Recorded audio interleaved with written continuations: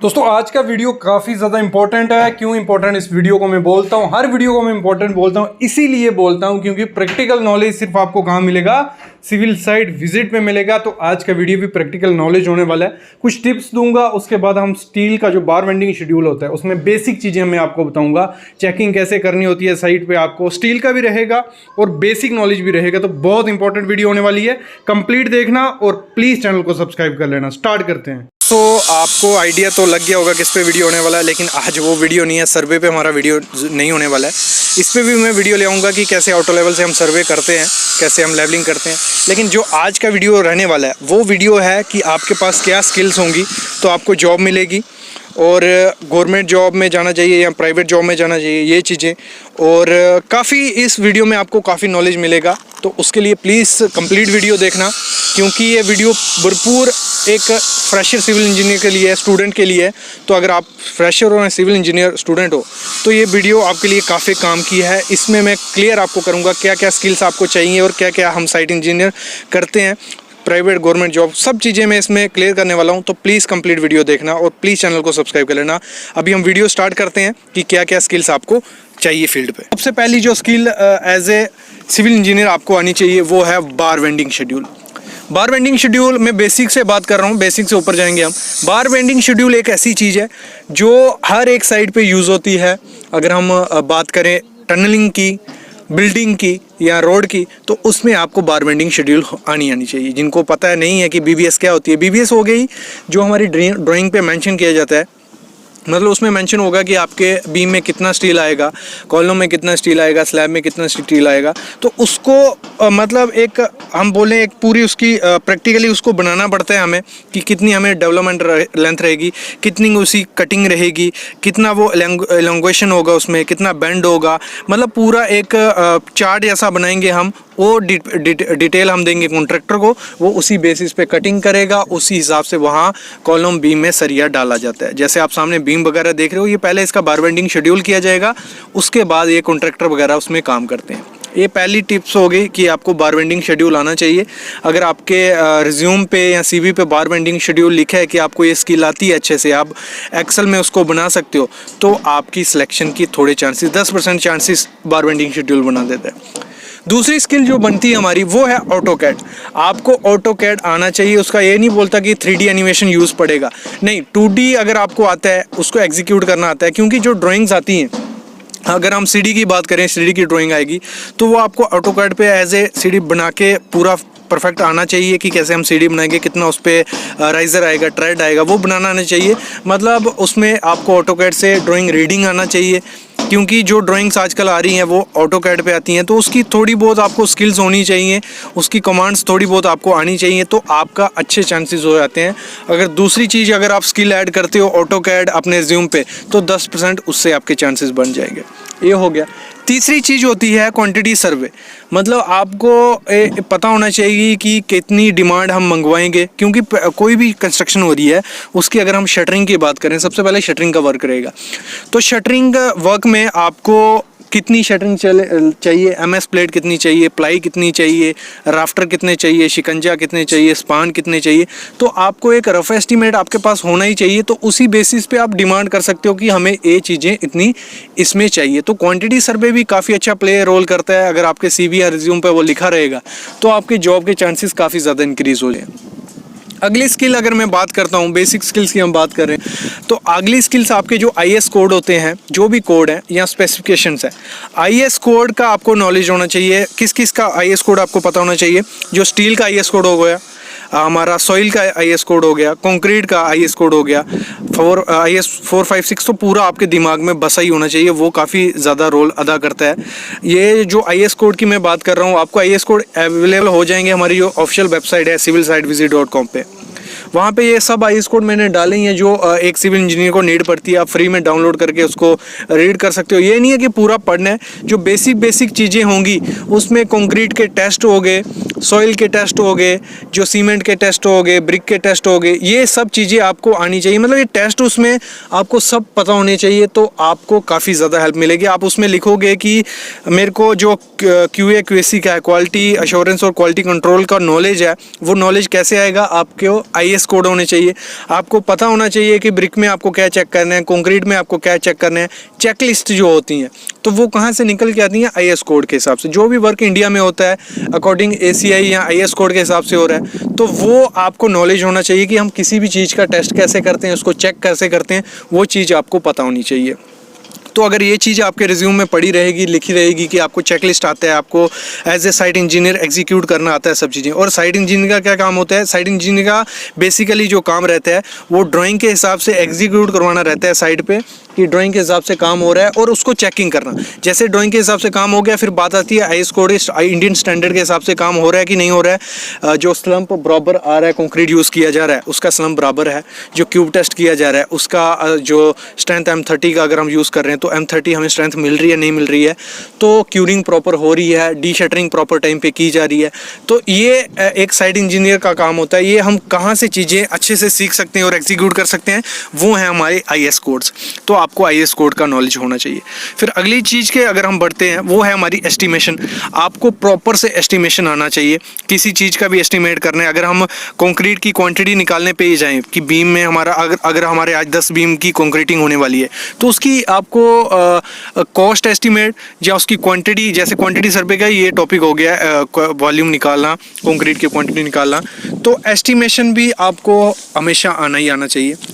फिर बात आता है कि वेस्टेज को कैसे डिक्रीज़ करेंगे, वो हमारा कवर किस में हो जाएगा, बार बेंडिंग शेड्यूल में। आपको 2 से 3% वेस्टेज करनी होती है। कोई भी स्टील है उसमें 2 से 3% ही आपकी वेस्टेज निकलनी चाहिए। मतलब अगर हम 10 टन सरिया यूज़ कर रहे हैं तो उसमें 3% उसका वेस्टेज निकलनी चाहिए, बाकी सरिया सब कंज्यूम होना चाहिए। कंक्रीट ज़्यादा वेस्टिंग नहीं होनी, प्रॉपर आपको क्वांटिटी निकालना आनी चाहिए कि प्रॉपर जो कंक्रीट आप साइड पे मंगवाओ वो प्रॉपर कंज्यूम हो जाए, वेस्टेज ना हो, क्योंकि यही चीज़ जो प्रोजेक्ट की कॉस्ट इंक्रीज़ कर सकती हैं। और as a civil engineer responsibilities क्या होती है, ये नहीं है कि ड्राइंग के हिसाब से काम करवा दिया तो हो गया। आपको देखने की कहाँ आप खर्चा कम कर सकते हो, कहाँ 3 लेबर का जहाँ काम है 2 लेबर से वो काम निपटा सको जितनी जल्दी। तो ये चीज़ें आपको आनी चाहिए। बाकी ये रिज्यूम पे तो आप नहीं डाल सकते, लेकिन आप ये क्वांटिटी लिख सकते हो, अपनी लिख सकते हो स्किल की, मैं अच्छे से प्लानिंग और मैनेजमेंट करके कॉस्ट डिक्रीज़ कर सकता हूँ। ये चीज़ भी रिज्यूम पे हो तो काफ़ी चीज़ अच्छी होती है। ये हो गई कुछ चीज़ें। अभी आगे जो हम बढ़ते हैं वो क्या आपको होना चाहिए, मतलब जो हम क्वांटिटी निकालते हैं, ये एज ए साइट इंजीनियर आपको मैं बता रहा हूँ कि आपको ये सब चीज़ें आनी चाहिए। एरिया कैसे, स्क्वायर फीट, कन्वर्जन जो होती हैं, कन्वर्जन कैसे करनी है, वो सब चीज़ें अगर आपको आती हों तो आपकी काफ़ी ज़्यादा हेल्प होगी साइट पे जाके। और हमें काफ़ी कमेंट आ रहे थे, सर हम कितनी, आपने जो भी जॉब डाली उसमें हमने अप्लाई किया, हमें जॉब नहीं मिल रही। देखो अभी जॉब्स काफ़ी ज़्यादा कम है और सिविल इंजीनियर काफ़ी ज़्यादा, तो कंपनी की डिमांड्स काफ़ी ज़्यादा हैं, वो कम सैलरी में अच्छा कुछ चाहते हैं। तो उस चक्कर में क्या होता है, 10 अगर उसमें अप्लाई करेंगे, उसमें एक में जो सबसे ज़्यादा स्किल्स होंगी उसी को वो लेंगे। तो वही चीज़ें आपको अपने रिज्यूम या CV पे स्किल्स बढ़ानी है। जितने सॉफ्टवेयर सीखोगे उतना अच्छा है। प्रिमवीरा प्लानिंग के लिए अगर प्रिमवीरा सीखते हो तो इस समय काफ़ी ज़्यादा डिमांड है। बाकी काफ़ी बच्चों को उसके बारे में नहीं पता है, लेकिन अगर आप सीखते हो तो आपकी डिमांड काफ़ी ज़्यादा बढ़ जाती है। स्टैड प्रो हो गया, रिबिट हो गया, ई-टैब हो गया, ये सॉफ्टवेयर्स भी काफ़ी हेल्प करेंगे आपको ग्रो करने में। और बाकी जॉब की बात रहे, काफ़ी ज़्यादा जॉब्स आ रही हैं अभी और आने वाली हैं। बस जो क्वेश्चन पूछ रहे थे कि सब प्राइवेट सेक्टर में या गवर्नमेंट सेक्टर में जाए, तो दोनों अच्छे हैं। अगर आपको PSU वगैरह में मौका मिल जाता है, मिनी रत्ना में मौका मिल जाता है, तो प्राइवेट सेक्टर भी काफ़ी अच्छे है। बाकी गवर्नमेंट जॉब में अच्छा है, सैलरी भी अच्छी है और ग्रोथ भी अच्छी है और काम भी कुछ ज़्यादा नहीं रहता। लेकिन अगर प्राइवेट सेक्टर में आप जाते हो किसी बिल्डर या कॉन्ट्रैक्टर के पास, तो 10 से 12 घंटे की शिफ्ट रहेगी, तो काफ़ी ज़्यादा वर्कलोड हो जाता है उसमें, उसको लेके आपको चलना पड़ेगा। लेकिन अगर मिल जाता है, जैसे भी, इस समय आपको सैलरी को नहीं देखना है, इस समय आपको देखना है नॉलेज गेन करके इस इंडस्ट्री में घुसने का। जैसे आप घुस जाओगे, मेहनत करोगे, तो कई सालों में आप लाखों में कमाना स्टार्ट कर दोगे। तो यही चीज़ है। जो सामने आप बीम देख रहे हो, इसमें हम बात करें जो स्टीरा में यूज़ किया जाता है। आपने जिन लोगों को बार बेंडिंग शेड्यूल का नॉलेज है तो उनको जल्दी आइडिया लग जाएगा। बाकी जो बार बेंडिंग शेड्यूल जिनको नहीं आता है, फ्रेशर है, उनके लिए भी आगे वीडियो में काफ़ी चीज़ें, ये भी काफ़ी इंपॉर्टेंट चीज़ आप नोट करके रखो। जब बार बेंडिंग शेड्यूल की हम वीडियो लाएंगे उसमें काम आएगी कि जो हम बेंड डिडक्शन करते हैं, जब भी हम कटिंग लेंथ करते हैं किसी की, अगर हम बात करें बीम का स्टील है, मेन बार है, या स्टीरअप है, या कोई भी बात, जब हम उसको बेंड करते हैं तो उसकी एलोंगेशन होती है। कोई भी स्टील को हम बेंड करेंगे तो वो थोड़ा लंबा होता है, तो उसको हमें कटिंग लेंथ में लेना पड़ता है, कट करना पड़ता है, क्योंकि वो हमारा बिलिंग में भी काम आएगा और साइड पे भी काम आएगा। अगर हम कटिंग लेंथ विदाउट डिडक्शन दे देंगे तो वो सरिया हमेशा बड़ा आएगा और वेस्टेज जाती जाएगी और हम उसको रिकंसिलाइन नहीं कर पाएंगे। तो आपको जो बेंड हमेशा बेंड डिडक्श करना है, तो अगर आपका 45 डिग्री बेंड होता है, मतलब हम स्टीरअप की बात करें में तो उसमें 45 डिग्री बेंड भी होता है, 135 डिग्री भी होता है और 90 डिग्री भी। अगर 45 डिग्री बेंड है आपका तो आपको 1D माइनस करना है, 90 डिग्री बैंड है तो 2D माइनस करना है, 135 डिग्री बैंड है तो आपको 3D माइनस करना है, 180 डिग्री बैंड है तो 4D माइनस करना है। तो मतलब 1D 2D 3D 4D ये है क्या, ये होता है जितने बैंड होंगे आपको हर बैंड के लिए। अगर हम बात करें 90 डिग्री बैंड है तो अगर एक स्टीरअप में हमारे 5 बैंड होते हैं तो वो अगर 90 डिग्री के बैंड हैं तो आपको 2D माइनस करना, मतलब 2 इंटू जो भी डाया होगा, डाया अगर 10 mm का बार यूज़ कर रहे हैं, ये स्टीरअप 10 mm का है, 2 इंटू 10 करेंगे तो हमारा हो गया 20, और 5 बैंड थे 5 इंटू 20 करेंगे तो 100 mm हम उस स्टीरअप में से जो उसकी कटिंग लेंथ आएगी उसमें से हमें माइनस करना रहता है। तो ये हमेशा याद रखना, इस हिसाब से हम डिडक्शन करते हैं। अगली चीज़ जो है, अगर इस वीडियो में बात करूँ आपको चेकलिस्ट की मैं बात करने वाला था कि साइड इंजीनियर को बीम के अगर बीम बांध चुके हैं तो उसमें क्या चेकिंग करनी होती है। तो सबसे पहले वो चीज़ चेक करनी है, उसको ड्राइंग के हिसाब से देख लेना है कि जो मेन बार प्रोवाइड किया है वो उसी डाया का है, उसी मतलब ग्रेड का है, उसी कंपनी का है, ये चीज़ आपको उसको चेक कर लेनी। अगली चीज़ जो आपको चेक करनी है कि बाइंडिंग वायर जो मार रहा है वो प्रॉपर से बाइंडिंग वायर मारी है कि नहीं, क्योंकि कई जगह क्या करते हैं कॉन्ट्रैक्टर पैसा बचाने के चक्कर में बाइंडिंग वायर जो होती है वो सिंगल मारते हैं, लेकिन आपको डबल वो करवानी है। और जो हुक आप सामने देख रहे हो वो 10D के हिसाब से प्रोवाइड की गई है कि नहीं। 10D क्या हो गया, 10 इंटू 10 का डाया का अगर स्टील है हमारा तो 100 mm हुक आपकी होनी चाहिए, 8 का है तो 80 mm आपकी हुक होनी चाहिए। और आपको जो बीम में सामने आप देख रहे हो अल्टरनेट हुक आपको प्रोवाइड करनी है, एक इधर आनी चाहिए, एक दूसरी तरफ, एक इधर, एक दूसरी तरफ, मतलब एक जगह पे हुक आपकी नहीं होनी चाहिए। और हुक हमेशा आपको कहाँ, कंप्रेशन जोन में ही प्रोवाइड करनी है। अगर ये सिंपली सपोर्टेड बीम है इसलिए ऊपर, अगर ये कैंटिलीवर बीम होता तो उसका कंप्रेशन जोन नीचे होता है तो वहाँ हमें नीचे प्रोवाइड करनी पड़ती। और यहाँ जो हुक देख रहे हो आप, ये अच्छे से प्रॉपर से टाई होनी चाहिए, मतलब सरिये से बिल्कुल एकदम जुट के, मतलब उसमें गैप नहीं बचना चाहिए। जो भी बेंड होता है, अगर जैसे हमारा रिंग है, स्टीरअप है, 5 बेंड है, तो उसमें हमारा जो मेन बार रहेगा वो प्रॉपर चारों कोनों पे सट के आना चाहिए, ये भी आपको ध्यान रखना है। और जो स्पेसिंग रहेगी आपकी, जो प्रॉपर स्पेसिंग इन जो बार हैं इनमें होनी चाहिए। स्टीरअप की स्पेसिंग हमारी अगर मेंशन की है ड्राइंग पे 100 mm, तो सब में 100 mm स्पेसिंग ही आनी चाहिए। ये नहीं है कि क्योंकि एक्सेप्टेंस तो होती है 10-15 mm अगर ऊपर नीचे होता है तो वो एक्सेप्टेबल होगा, लेकिन अगर ज़्यादा उसमें स्पेसिंग में गड़बड़ हो तो आपको दोबारा उसको खुलवा के बंधवाना पड़ेगा। एज ए साइट इंजीनियर आपकी ये रिस्पॉन्सिबिलिटी बनती है। फिर हम अगर बात करें जो आपका मेन बीम है उस पर ही सेकेंडरी बीम रेस्ट होना चाहिए, और जो कवर ब्लॉक है वो प्रॉपर स्पेसिंग पे आपको प्रोवाइड करवाने हैं। सामने आप जैसे कवर ब्लॉक आपको दिख रहे होंगे, जो कवर ब्लॉक आपके रहेंगे मतलब वो आपको ग्रेड चेक कर लेना है। अगर आपका कंक्रीट का ग्रेड M30 का यूज़ हो रहा है तो जो कवर ब्लॉक की कैपेसिटी होनी चाहिए, जो उसकी कंप्रेसिव स्ट्रेंथ होनी चाहिए, वो M30 के हिसाब से ही होनी चाहिए। और देख लेना, अगर मेंशन किया कि आपको PVC के कवर प्रोवाइड करवाने हैं तो PVC के, अगर कंक्रीट के तो उसका ग्रेड चेक करके और प्रॉपर स्पेसिंग पे आपको प्रोवाइड करवाना है। जैसे आप सामने देख रहे हो कवर, मतलब हर कवर ब्लॉक में प्रॉपर स्पेसिंग नहीं हुई तो वो जो बीच में सरिया होगा, गैप आएगा स्पेसिंग में कवर में, तो उसमें क्या होगा, वहाँ कवर कम मिलेगा, क्योंकि लोड के कारण वो सरिया, डेड लोड के कारण वो सरिया नीचे झुकेगा और वहाँ कवर हमें हमेशा कम मिलेगा। ये चीज़ भी आपको as a site engineer check करवानी है साइट पे। फिर अगली चीज़ जो आपको चेक करवानी है वो है हमारी जो हुक है।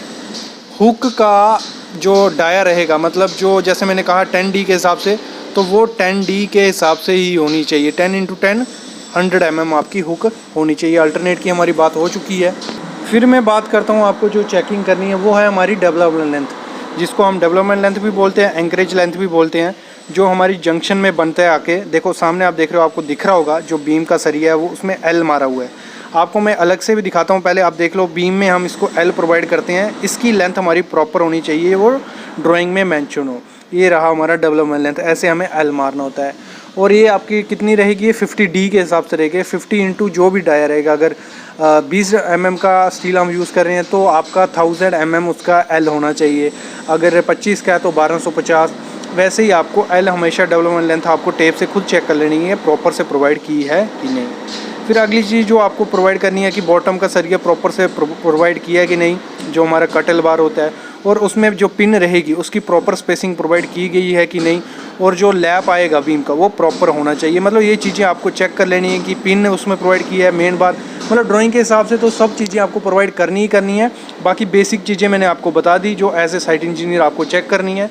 इस पे और भी वीडियो आती रहेंगी, उसके लिए प्लीज़ चैनल को सब्सक्राइब कर लो, बेल आइकन दबा लो, क्योंकि प्रैक्टिकल नॉलेज यहीं इसी चैनल पे आपको मिलेगा।